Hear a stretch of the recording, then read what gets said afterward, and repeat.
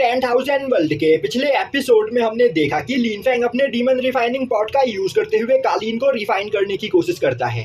यह देखते ही कालीन गुस्से में अपनी पूरी पावर का यूज करते हुए उस डीमन रिफाइनिंग पॉट को डिस्ट्रॉय करने के लिए उस पर अटैक करने लगता है, पर तभी उस डीमन रिफाइनिंग पॉट का वेपन स्पिरिट साउजू निकलकर बाहर आता है और अब वह कालीन के ऊपर अटैक करते हुए उसे काफी ज्यादा घायल कर देता है और उस डीमन रिफाइनिंग पॉट के अंदर उसे खींच लेता है। अब दिखाया जाता है कि कालीन उस डीमन रिफाइनिंग पॉट के रैलम में आ चुका होता है। वहीं पर उसके सामने साउजू खड़ा होता है और अब साउजू चिल्लाते हुए बोलता है, कालीन पहले मैं यहाँ पर तुम्हारी बॉडी को डिस्ट्रॉय करूंगा जिससे तुम इस रिफाइनिंग पॉट से कभी भी आजाद नहीं हो पाओगे, जिसके बाद धीरे धीरे मैं तुम्हारी सोल को रिफाइन करूंगा। यह बोलते हुए वह कालीन के ऊपर अटैक करते हुए उसे नीचे गिरा देता है। तभी कालीन बोलता है, तुम चाहे कुछ भी क्यों ना कर लो, तुम मेरी बॉडी को डिस्ट्रॉय नहीं कर पाओगे। साउजू हंसते हुए बोलता है, क्या तुम्हें सच में लगता है कि मैं तुम्हारी बॉडी को रिफाइन नहीं कर सकता हूँ? एक बार इस बारे में सोचो। अगर मेरे पास तुम्हारी बॉडी को रिफाइन करने की पावर नहीं होती तो आखिर थंडर ड्रैगन मेरी पावर को रिकवर ही क्यों करते? और इतने सालों से मैं यहाँ पर घायल हालत में इस पॉट के अंदर कैद था, पर थंडर ड्रैगन ने अपनी पावर मुझे देते हुए यहाँ पर मेरी पावर को पूरी तरीके से रिकवर कर दिया है, जिस वजह से अब मैं तुम जैसे 10-10 डीमंस को एक ही साथ यहाँ पर डिस्ट्रॉय कर सकता हूँ। यह बोलते हुए वह कालीन के चारों ओर पर्पल फ्लेम को फैला देता है और बोलता है, टाइम आ गया है यहाँ पर तुम्हारे मरने का। यह बोलते हुए वह वहां पर एक फॉर्मेशन बनाते हुए काफी तेजी से कालीन के ऊपर अटैक करता है, जो देखते ही कालीन चिल्लाते हुए बोलता है, साउजू तुम मेरे साथ यहाँ ठीक नहीं कर रहे हो। तुम्हें नहीं पता कि आज यहाँ पर तुमने मुझे कैद करके कितनी बड़ी गलती की है, तो फ्यूचर में तुम्हें यहाँ पर पछताना पड़ेगा।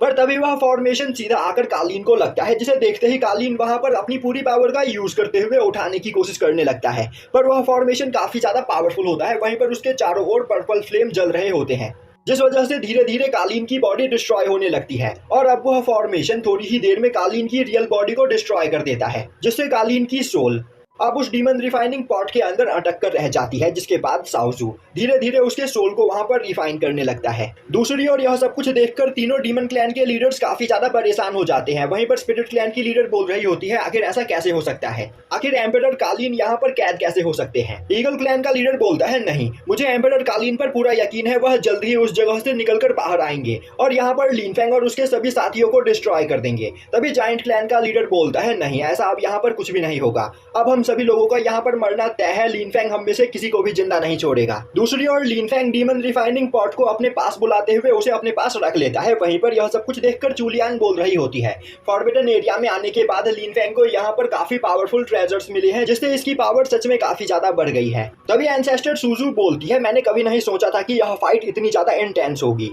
सीनियर थंडर ड्रैगन ने यहाँ पर हम सभी लोगों की जान बचाई, जिस मौके का फायदा उठाते हुए लिन फेंग ने कालीन के ऊपर अटैक करते हुए उसे घायल कर दिया और फिर साउजू ने उसे डीमन पॉट के अंदर कैद कर लिया। एक टाइम पर तो मुझे लग रहा था कि हम सभी लोग यहाँ पर मरने वाले हैं, पर थंडर ड्रैगन ने हम सभी लोगों को बचा लिया। तभी साउटियान उड़ते हुए एंसेस्टर सूजू के पास आते हुए बोलता है, जब तक मेरे मास्टर यहाँ पर मौजूद है तब तक हमारा कोई भी कुछ भी नहीं बिगाड़ सकता है। और तो और वह मामूली सा डीमन मेरे मास्टर के सामने कितनी देर टिक सकता था? मेरे मास्टर यहाँ पर होल्ड बैक कर रहे थे, वरना वह अपने एक ही अटैक में उस डीमन को जान से मार सकते थे। यह सुनते ही लिन फेंग गुस्से में साउटियान की ओर देखता है, जो सुनते ही साउटियान वहां पर चुप हो जाता है। दूसरी ओर चूलियान और उसकी साथी लिन फेंग की बढ़ी हुई पावर को देखकर काफी ज्यादा खुश होती है। तभी थंडर ड्रैगन लिन फेंग के पास आते हुए बोलता है, लिन फेंग, इस फाइट की वजह से यहाँ पर जेड बटरफ्लाई की पावर काफी ज्यादा कम हो गई है, तो अब तुम्हें उस जेड बटरफ्लाई की पावर को बढ़ाने के लिए और भी कई सारे कीमती ट्रेजर्स को यहाँ पर ढूंढना होगा, वरना जेड बटरफ्लाई यहाँ पर बस एक यूजलेस टूल बनकर रह जाएगा। अब सीन शिफ्ट होता है और हमें कालीन के एक सोल बॉडी को दिखाया जाता है, जो कि उड़ते हुए अपने डीमन कार्सल की ओर जा रहा होता है।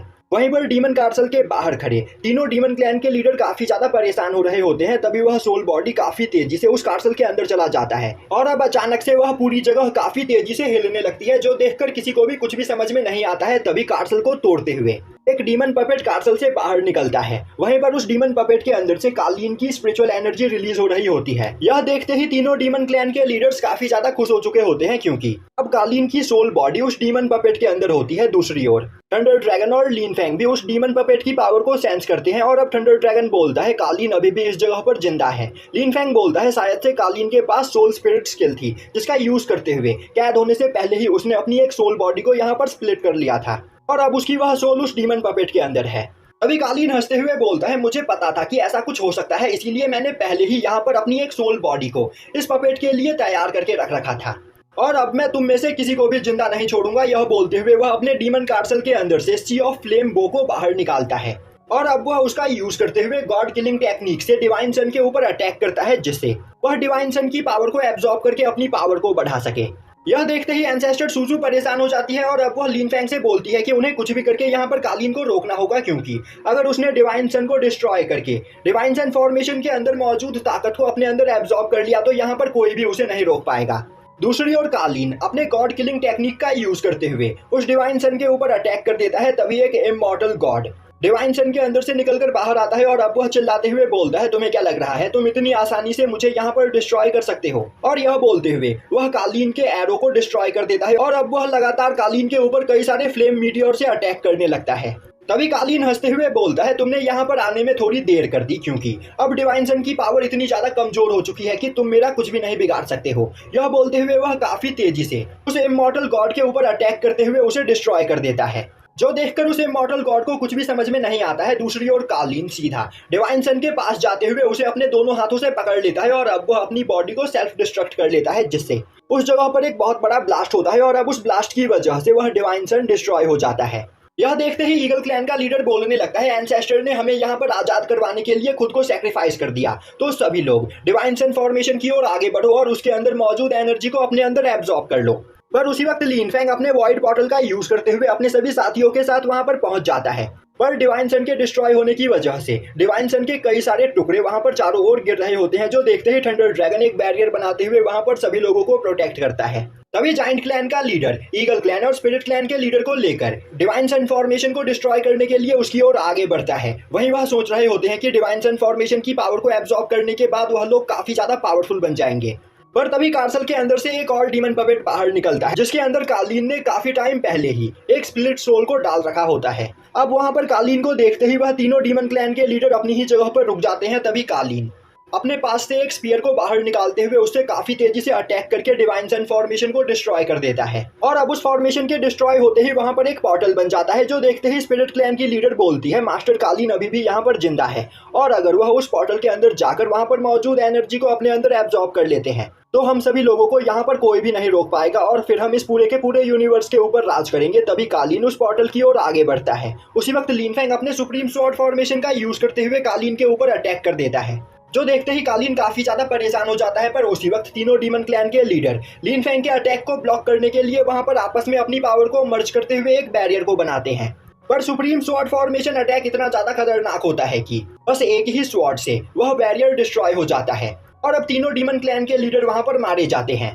दूसरी ओर एक स्वॉर्ड काफी तेजी से उड़ते हुए जाकर कालीन को भी लगता है, जिससे कालीन वहां पर घायल हो जाता है, पर वह सीधा जाकर उस पोर्टल के अंदर गिरता है। वहीं पर यह सब कुछ देखकर फ्लेम वैली की प्रिंसेस काफी ज्यादा परेशान हो चुकी होती है और सोच रही होती है कि आखिर लिन फैंग की पावर यहाँ पर कितनी ज्यादा बढ़ चुकी है। इसने यहाँ पर अपने एक ही अटैक में तीन डीमन किंग को जान से मार दिया।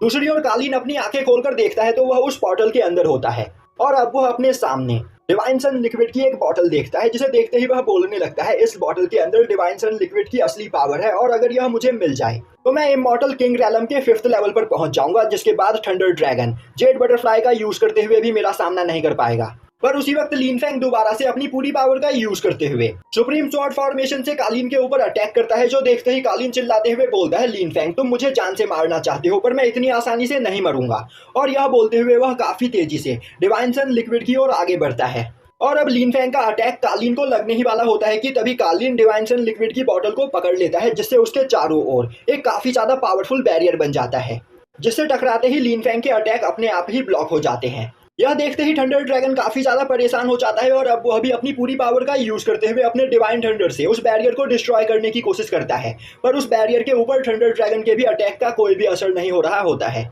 और अब उस जगह पर कालीन की पावर लगातार बढ़ने लगती है, जिससे वहां पर चारों ओर डेमोनिक ऑरा के बादल छाने लगते हैं। वहीं पर वह बादल इतने ज्यादा खतरनाक होते हैं कि उसके कांटेक्ट में आते ही कोई भी पर्सन डेमोनिक ऑरा से करप्ट हो सकता है। यह देखते ही लिन फैंग अपने सभी साथियों के चारों ओर वहां पर एक बैरियर बनाता है, पर उन बादलों के अंदर मौजूद ईवल एनर्जी लिन फैंग के द्वारा बनाए गए बैरियर को भी धीरे धीरे डिस्ट्रॉय करने लगती है, जो देखते ही लिन फैंग अपने पास से एक ट्रेजर को बाहर निकालते हुए अपने बैरियर को वहां पर स्टेबल करता है। तभी थंडर ड्रैगन बोलता है लीन फैंग, इन डार्क क्लाउड के अंदर काफी ज्यादा ईवल एनर्जी है और अगर तुम अपने डीमन मार्शल सोल के अंदर इन सभी ईवल एनर्जी को एब्जॉर्ब कर लो तो तुम्हारी पावर काफी ज्यादा बढ़ जाएगी। पर यह डेमोनिक पावर इतनी ज्यादा खतरनाक है कि अगर तुम इसे रिफाइन नहीं कर पाए तो तुम भी एक डीमन बन जाओगे और अपनी बॉडी के ऊपर से अपना कंट्रोल खो दोगे। पर यहाँ पर तुम्हारे पास जेड बटरफ्लाई भी है जो तुम्हारी एक्स्ट्रा एनर्जी को अपने अंदर एब्जॉर्ब करता रहेगा, जिस वजह से तुम्हारी बॉडी करप्ट नहीं होगी। पर अगर तुम उस पावर को संभाल नहीं पाए तो जेड बटरफ्लाई तुम्हारी बॉडी और सोल को डिस्ट्रॉय कर देगा। तो अब यह तुम पर डिपेंड करता है कि तुम इस डेमोनिक एनर्जी को यहाँ पर रिफाइन करना चाहते हो या फिर नहीं। अब यह सुनते ही लीन फैंग वहाँ पर कुछ सोचने लगता है और यहीं पर यह एपिसोड खत्म हो जाता है। और गाइस 10,000 वर्ल्ड के इस सीज़न को यहीं पर ख़त्म कर दिया गया है और अगला सीज़न आने में 6 महीने से 1 साल का टाइम लग सकता है। पर मैं जल्द ही अपने चैनल पर 10,000 वर्ल्ड जैसी ही एक नई सीरीज़ को स्टार्ट करने वाला हूं जिसकी स्टोरी भी आप सभी लोगों को काफ़ी ज़्यादा पसंद आएगी।